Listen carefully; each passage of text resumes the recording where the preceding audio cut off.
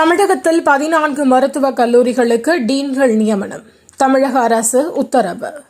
காவல்துறை மனது வைத்தால் மட்டுமே மாணவ மாணவிகளை காக்க முடியும்.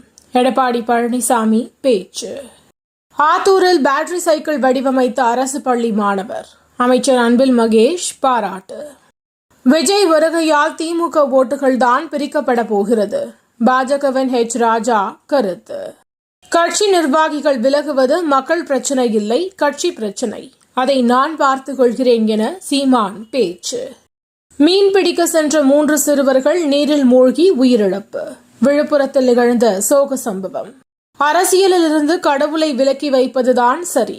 திருப்பதி லட்டு விவகாரத்தில் உயர்நீதிமன்ற மதுரை கிளை கருத்து. போக்சோ வழக்கில் கைதான நடன இயக்குநர் ஜானி இடைக்கால ஜாமீன் வழங்கிய நீதிமன்றம். அரசமைப்பை பாஜக RSS அழைத்து வருகிறது. ராகுல் காந்தி குற்றச்சாட்டு.